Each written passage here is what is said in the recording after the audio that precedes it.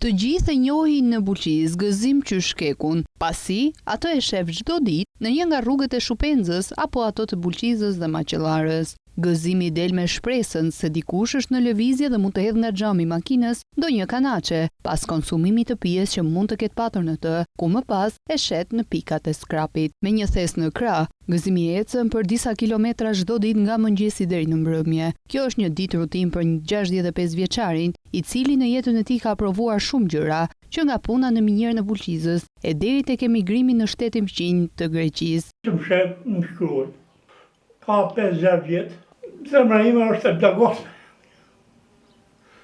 Unë nuk jam as papjës, nuk merrem me pislicën, kam punu në minjerë 10 vjetë, ma pas kam punu në Greqi.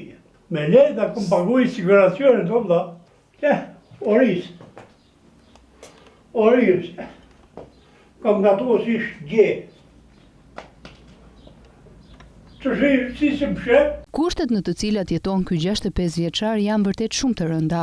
Për banesën ka një godinë të dhuruar nga një person i fshatit. Këtë ambient të vogël Gëzimi e ka gjithçka, kuzhinë, dhomë gjumi apo edhe dhomë pritje. Hapësira nuk ka as kushtet më minimale për të jetuar. Mi mbledhi, hekur mbledhi, bakër mbledhi.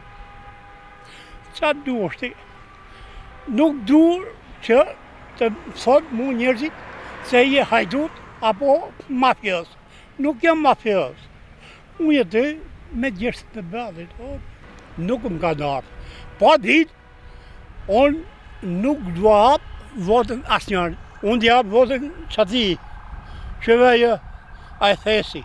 Thirrjet e tij ndaj pushtetit vendor dhe institucioneve të tjera për të siguruar një banesë normale deri më tani kanë rënë në vesh të shurdhët, ndërsa 65 vjeçari vijon aktivitetin e tij për të mbijetuar me materiale metalike që i shet për skrap.